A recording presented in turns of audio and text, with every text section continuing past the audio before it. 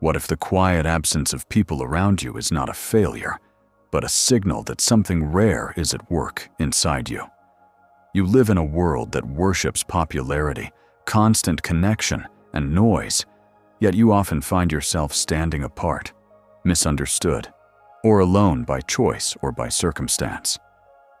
This video is not here to comfort you with cliches, but to confront you with a deeper truth most people avoid. Having few or no friends is not always a weakness. Sometimes it is the price of clarity, depth, and inner independence. Tonight, you will discover why certain individuals naturally walk alone and what that solitude reveals about their psychology. If this resonates, write the word clarity in the comments. Stay until the end, like this video, subscribe, because a silent truth awaits you, one that reshapes how you see yourself forever. Throughout history, those who walked alone were often the ones who saw too clearly. Ancient philosophers spoke of solitude not as exile, but as initiation. In the schools of Stoicism, withdrawal from the crowd was a discipline meant to protect the mind from contamination. Existential thinkers later echoed this idea, arguing that the individual only becomes authentic when separated from the comforting illusions of the group. Psychology confirms this tension. The collective rewards conformity, while depth demands distance. Over time, this knowledge was buried because societies thrive on cohesion, not inner freedom. Today, in an era addicted to validation and constant connection, solitude is mislabeled as social failure. Yet beneath this misunderstanding lies a wound of our time: the fear of facing oneself without witnesses, without applause, without masks. When you have few or no friends, the world rushes to diagnose you. They assume social failure, emotional coldness, arrogance, or hidden trauma. But these explanations are convenient lies, created to protect the collective from a disturbing possibility: that solitude can be a byproduct of rare psychological traits. The first of these traits is heightened self-awareness. You are not simply aware of what you feel, you are aware of why you feel it, where it comes from, and what it costs you. This depth makes casual relationships exhausting. Small talk feels hollow, social rituals feel performative, and most interactions seem driven by unspoken agendas. You sense inconsistencies in people long before they reveal themselves, and this awareness creates distance. Not because you judge others, but because you cannot unsee what you see. Many friendships are built on mutual blindness. You are incapable of that blindness, and so you remain apart. The second trait is emotional self-sufficiency. Most people seek friends not for connection, but for regulation. They need others to stabilize their emotions, confirm their identity, and distract them from inner emptiness. You, on the other hand, learned early how to sit with yourself. You can endure boredom, silence, and discomfort without immediately escaping into other people. This does not mean you feel nothing. It means you process deeply and privately. As a result, you do not cling, chase, or perform to be accepted. This independence quietly intimidates others because it exposes their own dependence. People are drawn to those who need them, not those who stand whole without them. Your wholeness makes you rare, but it also makes you lonely. The third trait is intolerance for superficial bonds. You are not antisocial, you are anti-false. You can feel the difference between genuine presence and social noise within minutes. When conversations revolve endlessly around gossip, status, complaints, or empty ambition, something in you shuts down. You would rather be alone than surrounded by people who cannot meet you at a deeper level. This preference is often misunderstood as arrogance or coldness, but in truth, it is reverence for meaning. You treat your time, attention, and energy as sacred. And Because most people are unconscious of how cheaply they spend theirs, your standards quietly disqualify the majority. This is not a choice you announce. It is a filter that operates silently, automatically. The fourth trait is an internalized moral compass. Many friendships are maintained through compromise of values, silence in the face of disrespect, or participation in behaviors that feel wrong but socially rewarded. You struggle with this more than most. When something violates your inner code, you feel it physically, almost like a pressure in the chest or a tightening in the gut. Ignoring it costs you peace. So you choose distance instead of betrayal of self. Over time, this makes you appear difficult, rigid, or distant. But what is really happening is alignment. You would rather lose connection than lose yourself. In a world where belonging is often purchased with self-abandonment, this choice isolates you. There is another tension you live with, one few people acknowledge. The gap between how deeply you perceive life and how shallowly it is often lived. You notice patterns, contradictions, and hidden motives. You sense when words and actions do not align. This perception makes social environments feel noisy, even when they are quiet. You are not distracted by surfaces. You are pulled toward essence. This creates a subtle grief because it means you are often surrounded by people, yet rarely met. And rather than constantly explain yourself or dilute your thoughts to be understood, you retreat. Silence becomes safer than translation. What makes this even more complex is that your solitude is not always peaceful.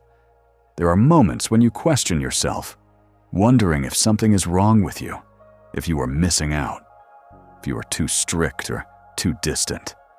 Society reinforces this doubt daily, celebrating extroversion, visibility, and constant interaction as markers of health. But this narrative ignores a crucial truth. Not all minds are built for crowds. Some are built for depth, pattern recognition, and inner architecture. These minds require space, not stimulation. They grow in silence, not noise. And when forced into constant social engagement, they fracture.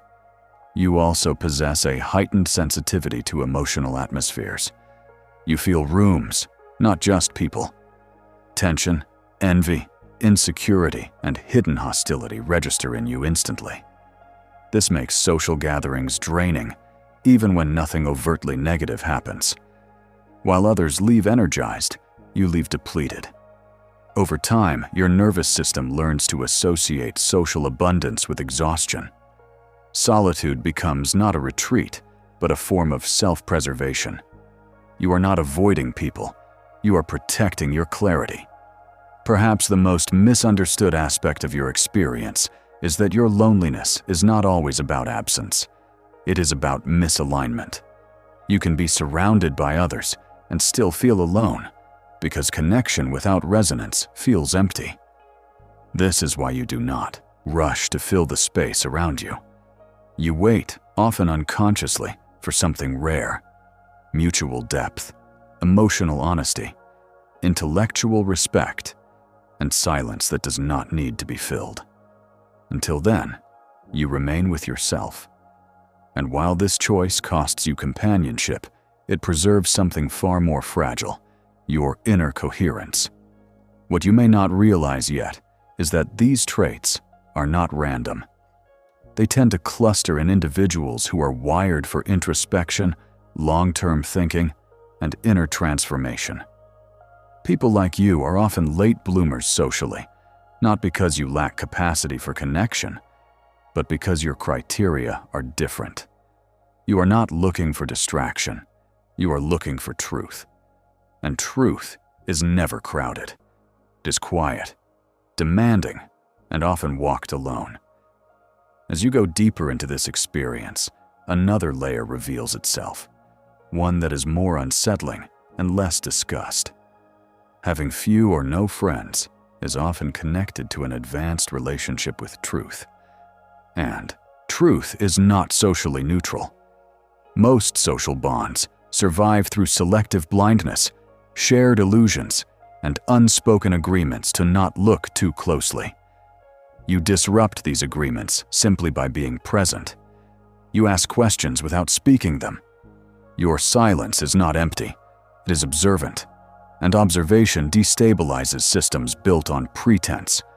This is why, over time, people may drift away from you without conflict, without explanation.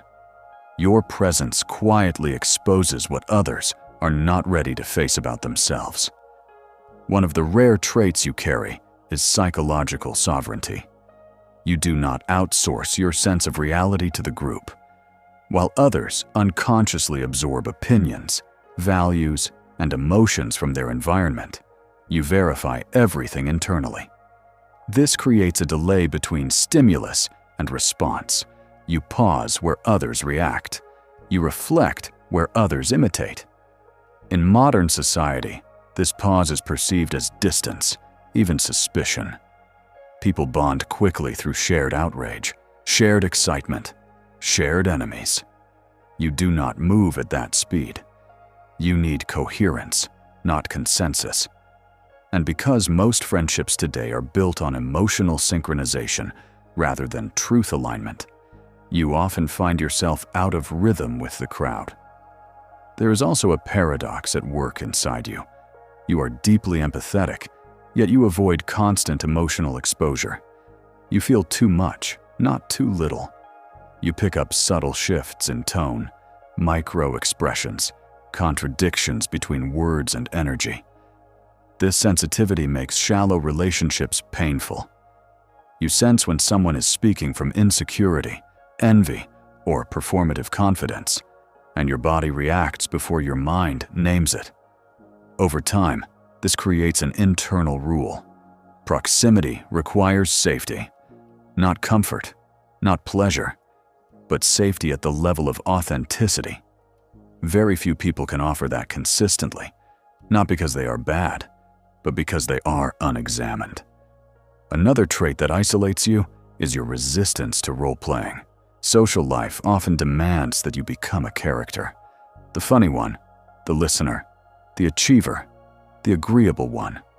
You can play these roles, but doing so feels like erosion. Each performance costs you a small piece of truth. Eventually, your system rejects this transaction. You stop adapting, not out of rebellion, but out of fatigue. When you no longer mirror others to maintain harmony, relationships built on those mirrors collapse. What remains is silence, but it is a cleaner silence than before. Modern culture frames solitude as a problem to be solved, a phase to be escaped. But in your case, solitude functions as an initiatory space. It strips away external validation and forces you to confront your own mind without distraction. This is where many people panic and run back to noise. You stayed, and staying changes you. You develop an internal dialogue that is complex, layered, sometimes ruthless. You question your motives, your fears, your contradictions. This self-interrogation sharpens you, but it also makes casual connection difficult. Once you have faced your own shadows, surface-level intimacy feels dishonest. There is also the matter of time perception. You think long-term. You sense consequences before they arrive. You are less interested in immediate gratification and more concerned with trajectory. Many friendships are maintained through shared habits that slowly undermine growth. Mutual complaining, mutual stagnation, mutual avoidance of responsibility. You feel this erosion early. You sense when a bond is keeping you small, even if it feels warm. Walking away from that warmth requires strength, and it leaves a vacuum. Most people choose comfort over clarity. You chose clarity, and clarity often stands alone. You may have noticed another pattern. People open up to you quickly, sometimes too quickly, yet rarely stay. They sense that you see beneath the surface, and this feels relieving at first. You listen without judgment, without needing to fix, but over time, your presence becomes confronting. You do not reinforce their stories. You quietly challenge them by not colluding. This creates discomfort. They leave not because you hurt them, but because growth threatens their identity. You become a mirror they cannot avoid, so they remove the mirror. There is a silent grief that comes with this path, one that few talk about honestly. It is the grief of being capable of deep connection, yet rarely encountering it. You know what intimacy could be because you feel it internally. You imagine conversations that move beyond surface, relationships that honor silence, bonds that do not require performance. When reality fails to meet this depth, disappointment follows. Over time, you stop hoping loudly. You hope quietly, cautiously. This restraint protects you, but it also reinforces your isolation. Another rare trait you embody is existential responsibility. You do not blame circumstances easily. You look inward before outward. This makes you less entertaining in social spaces built on blame sharing and victim narratives. You refuse to bond over resentment alone. You want understanding, not just agreement. This can feel threatening to others because it removes the comfort of externalizing pain. You are not interested in enemies. You are interested in causes. This orientation sets you apart. What you are experiencing is not a social defect, but a misalignment between your inner complexity and a culture optimized for speed, simplicity, and consumption. You are slow in a fast world, deep in a shallow one, quiet in a loud one. And while this contrast creates loneliness, it also preserves something essential: your capacity for transformation. People like you are often bridges between stages of consciousness, not inhabitants of the crowd. You are early where others arrive late, and this temporal gap feels like isolation. The danger you must be aware of is not solitude itself, but bitterness. When depth goes unrecognized for too long, it can harden. You may begin to see others as inferior, unconscious, or hopeless. This is a trap of the ego, disguised as insight. True depth does not require superiority. It requires humility. You are not meant to reject humanity, only to engage with it selectively and truthfully.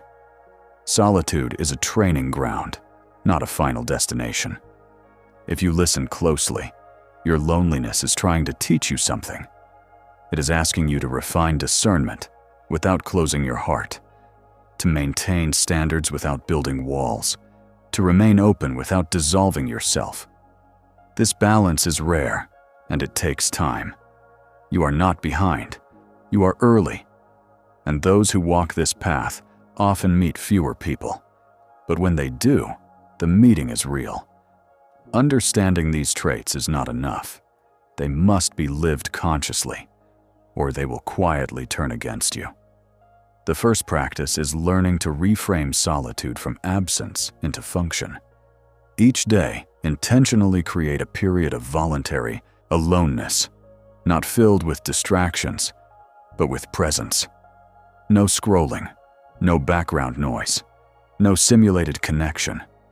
Sit with your thoughts and sensations and observe what emerges without judgment.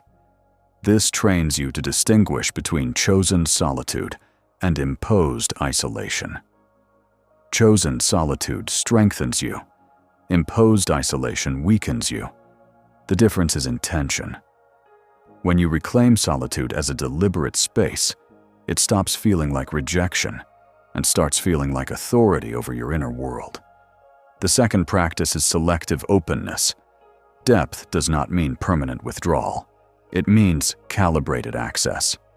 Begin to notice who leaves you feeling clearer rather than drained, calmer rather than fragmented. These people are rare, but they exist. Instead of seeking many connections, practice offering a small, authentic opening to a few.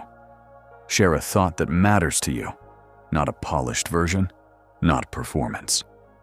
Watch how it is received.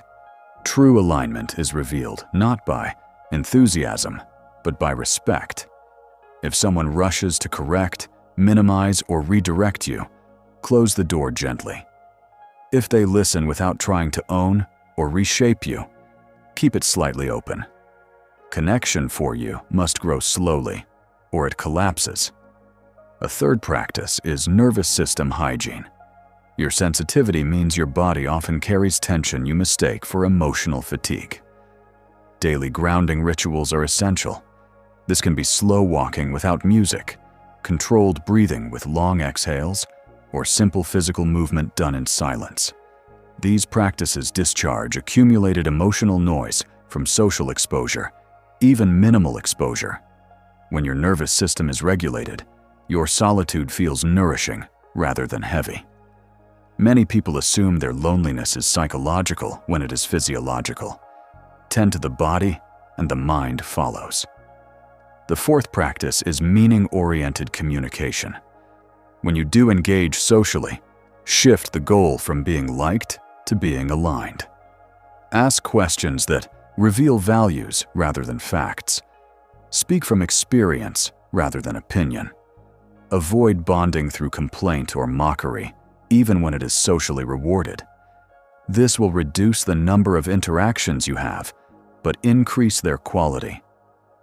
Over time, this trains others how to meet you. Those who cannot adapt will fade. Those who can will deepen. You do not need to announce boundaries. Your manner of speaking sets them naturally. Another essential practice is confronting the temptation of superiority. Solitude can subtly inflate the ego if left unchecked.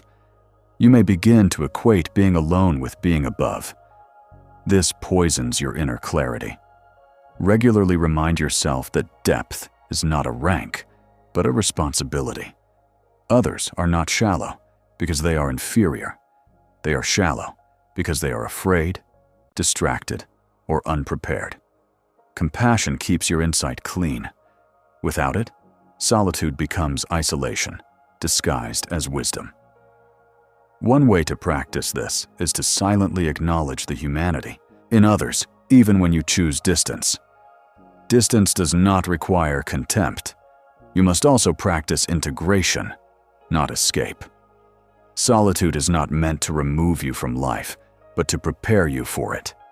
Take what you discover alone and apply it in small, concrete ways. Speak more honestly. Say no sooner. Leave environments that demand self-betrayal. Choose work, routines, and rhythms that honor your need for depth. When solitude informs action, it becomes transformative. When it replaces action, it becomes stagnant. Another powerful exercise is the clarity inventory. Periodically reflect on what your solitude has given you. Has it sharpened your thinking, strengthened your values, deepened your self-trust? Or has it fed avoidance, fear, and withdrawal? Write this honestly, without romanticizing your experience. Solitude that doesn't lead to growth must be examined. You are not meant to hide from the world. You are meant to meet it without losing yourself. This distinction matters. There will be moments when loneliness returns sharply, especially during transitions, losses, or periods of uncertainty. When this happens, resist the urge to numb it with shallow connection. Instead, name the feeling precisely. Is it grief for unmet depth, fear of being unseen, or exhaustion from carrying too much awareness alone? Precision dissolves suffering. Vague loneliness feels endless. Named loneliness becomes manageable. This practice trains emotional literacy, one of your hidden strengths. You should also cultivate symbolic anchors. These are reminders that your path has precedent and meaning. This could be a book, a philosophy, a personal ritual, or a creative practice that reflects your inner world. These anchors stabilize you when external validation is absent. They remind you that your orientation toward depth is not accidental, but part of a longer human story. Without anchors, solitude can feel arbitrary. With them, it feels purposeful. Finally, practice patience without passivity. People like you often meet their true connections later in life, not earlier. This is not punishment. It is timing. Depth matures slowly. Do not rush intimacy out of fear. Do not close yourself out of bitterness. Stay open, but not porous. Stay discerning, but not rigid. Your task is not to accumulate friends, but to remain intact long enough to recognize resonance when it appears. When these practices are applied consistently, something shifts. Solitude stops feeling like something to escape and becomes something to steward. You realize you were never meant to blend in, only to stand clearly. And clarity, when lived with discipline and humility, eventually attracts its own kind. If you have few or no friends, it is not a verdict on your worth, but a reflection of your orientation. You have seen that solitude, in your case, is not emptiness, but selection. It emerges from self-awareness that refuses illusion, from emotional independence that does not beg to be completed, from standards that protect meaning, and from a nervous system that demands truth over noise. You are not lacking connection. You are refusing counterfeit intimacy. This path is not easier, and it is not glamorous. It is quiet, often misunderstood, and sometimes painful. But it preserves something most people lose early: inner coherence. You are learning to stand without witnesses, to think without permission, and to feel without outsourcing your center. That is not isolation, it is initiation. The danger was never being alone. The danger was forgetting why you are alone, and letting clarity harden into contempt or solitude decay into avoidance. When you remember that depth is a responsibility, not a pedestal, your path stays clean. You do not walk away from people because you are superior. You step back because you are precise. And precision always looks like distance in a world addicted to excess. Over time, this precision becomes a signal. Those who are ready for honesty, silence, and mutual respect will recognize it. They will not rush you, fix you, or drain you. They will meet you where words slow down and presence matters. So the real question is not whether you should have more friends. The real question is whether you are willing to stay aligned long enough to meet the right ones. Can you remain open without dissolving yourself? Can you stay discerning without closing your heart? Can you trust that what feels like delay may actually be preparation? Sit with that question. Let it work on you quietly. If this reflection spoke to something you have lived but rarely named, let it be known in the comments with a single word that captures your experience. If you want to continue exploring these hidden psychological truths, stay with this channel, like this video, and subscribe. Some paths are crowded, others are true, and the true ones are rarely noisy.